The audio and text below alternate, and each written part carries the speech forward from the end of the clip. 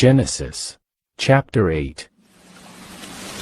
Then God remembered Noah, and every living thing, and all the animals that were with him in the ark. And God made a wind to pass over the earth. And the waters subsided. The fountains of the deep and the windows of heaven were also stopped, and the rain from heaven was restrained. And the waters receded continually from the earth. At the end of the 150 days, the waters decreased. Then the ark rested in the 7th month, the 17th day of the month, on the mountains of Ararat. And the waters decreased continually until the 10th month. In the 10th month, on the 1st day of the month, the tops of the mountains were seen. So it came to pass, at the end of 40 days, that Noah opened the window of the ark which he had made. Then he sent out a raven, which kept going to and fro until the waters had dried up from the earth. He also sent out from himself a dove, to see if the waters had receded from the face of the ground. But the dove found no resting place for the sole of her foot, and she returned into the ark to him, for the waters were on the face of the whole earth. So he put out his hand and took her, and drew her into the ark to himself. And he waited yet another 7 days, and again he sent the dove out from the ark. Then the dove came to him in the evening, and behold, a freshly plucked olive leaf was in her mouth. And Noah knew that the waters had receded from the earth.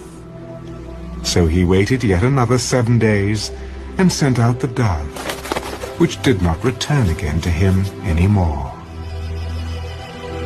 And it came to pass in the 601st year, in the 1st month, the 1st day of the month, that the waters were dried up from the earth. And Noah removed the covering of the ark and looked, and indeed the surface of the ground was dry. And in the 2nd month, on the 27th day of the month, the earth was dried. Then God spoke to Noah. Go out of the ark, you and your wife, and your sons wives with you.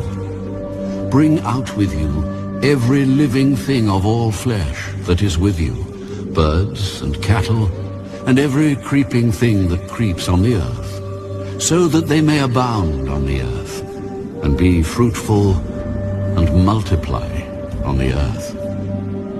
So Noah went out, and his sons, and his wife, and his sons' wives with him. Every animal, every creeping thing, every bird, and whatever creeps on the earth, according to their families, went out of the ark.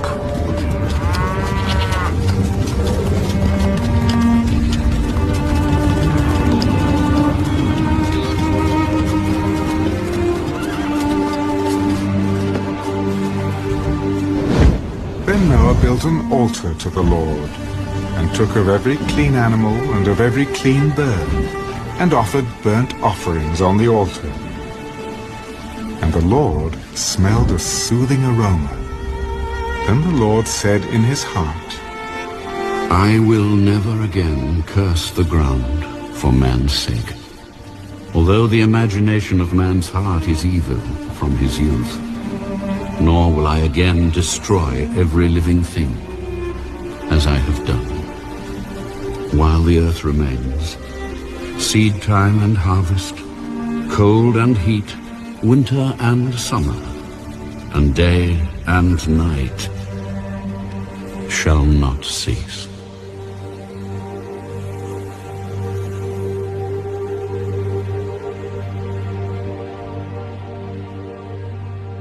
Genesis, chapter 9.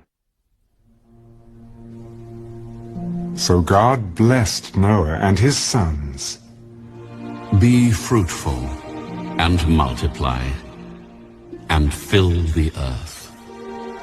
And the fear of you and the dread of you shall be on every beast of the earth, on every bird of the air, on all that move on the earth, and on all the fish of the sea. They are given into your hand. Every moving thing that lives shall be food for you. I have given you all things, even as the green herbs. But you shall not eat flesh with its life, that is, its blood. Surely for your lifeblood I will demand a reckoning. From the hand of every beast I will require it, and from the hand of man. From the hand of every man's brother I will require the life of man. Whoever sheds man's blood, by man his blood shall be shed. For in the image of God he made man. And as for you, be fruitful and multiply. Bring forth abundantly in the earth, and multiply in it. And as for me, behold, I establish my covenant with you, and with your descendants after you, and with every